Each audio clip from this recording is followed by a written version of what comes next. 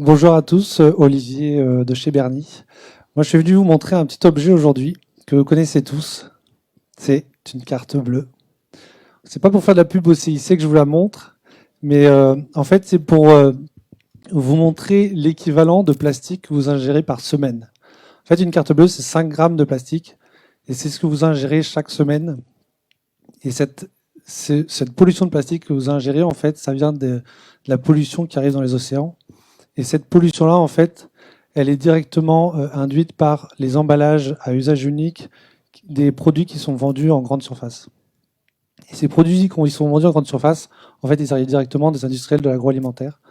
Et donc, mon but aujourd'hui, c'est pas de jeter la pierre sur les industriels de l'agroalimentaire. En fait, ils se retrouvent face à un mur parce qu'il n'existe pas de solution pour eux de remplacement de tous ces emballages jetables qu'ils ont aujourd'hui qu'il faut qu'ils remplacent. Donc il existe des solutions de biosourcés, d'emballage biosourcé, mais qui restent des emballages à usage unique, des emballages jetables. Et en fait, chez Berny, notre conviction, c'est justement de remplacer tout ce système, toute cette société du jetable et de tout à usage unique par du réutilisable. Et donc, comment on veut faire ça? En fait, on veut mettre en place un service, on propose un service aux industriels de l'agroalimentaire de location d'emballages réutilisables qui permettrait justement de passer sur une société plus intelligente avec du réutilisable. Voilà. Donc concrètement, on conçoit et on fournit l'emballage à l'industriel. Cet emballage-là, on l'a fait en matériaux en silicone pour justement innover et se rapprocher de la matière première du verre qui est très intéressante. Et on l'intègre dans sa chaîne de production et dans sa chaîne logistique. Et après, ce produit en fait se retrouve directement en grande surface. Nous, on collecte cet emballage usagé auprès du consommateur pour le laver et le renvoyer à l'industriel. Donc en fait, l'industriel, il se retrouve avec plusieurs avantages. Le premier avantage, c'est d'avoir une image un peu plus verte déjà, parce qu'aujourd'hui, il a une image de pollueur et il aimerait se retirer cette image, donc il cherche des solutions dans ce sens-là. Après, il a aussi un impact sur sa chaîne de production. Aujourd'hui, un industriel agroalimentaire, il ne peut pas changer de métier, il ne peut pas se mettre à faire de la collecte d'emballage et du lavage d'emballage. Donc en fait, il faut vraiment lui proposer un service clé en main.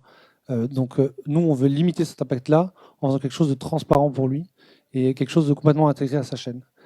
Et après, il y a aussi une retombée économique qui est intéressante pour lui parce que ça va augmenter son chiffre d'affaires, parce que le consommateur aujourd'hui demande justement et favorise les emballages réutilisables. Et le dernier point, c'est qu'en fait, l'industriel va se retrouver avec un retour d'information marketing dû à notre système de traçabilité qu'on a mis en place sur nos emballages. Voilà. Donc, c'est une entreprise qui est très jeune, parce qu'on est immatriculé depuis janvier. On est en phase de prototypage. On n'est pas encore en phase de levée de fonds. Et aujourd'hui, on va chercher à lever des fonds. En tout cas, pas aujourd'hui, parce qu'on est encore trop jeune, on nous le dit assez souvent. Mais c'est pour faire parler du projet et puis pour commencer aussi à rencontrer des fonds d'investissement, pour commencer un peu à mettre la puce à l'oreille à certains fonds. Voilà. Merci. Merci Olivier. On te garde peut-être une minute, le temps d'une question du jury ou du public. Donc, est-ce qu'il y a des tests avec des industriels déjà ou pas? On est en train de faire un partenariat avec un gros industriel de la région vendéenne. Je ne peux pas forcément dire son nom, mais ça commence par Fury, ça finit par Michon. Mais voilà. On travaille avec des industriels qui sont très intéressés, ils sont tous très intéressés par un projet comme ça. Ouais. Du coup, moi, deux questions sur comment vous gérez du moins toute la chaîne jusqu'au consommateur. Est-ce que lui va payer une consigne?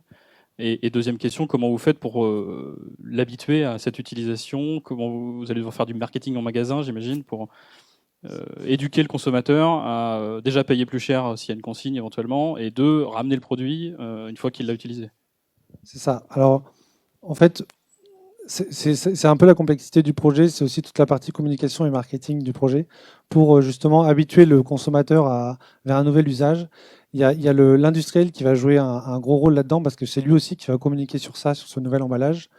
Donc parce que c'est lui qui vend le produit au final, nous on n'est que tiers derrière, on est prestataire de service.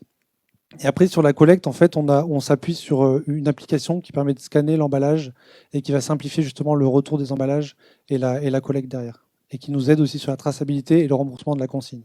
Voilà. Non directement sur une application mobile. Voilà. Et c'est le consommateur qui le fait.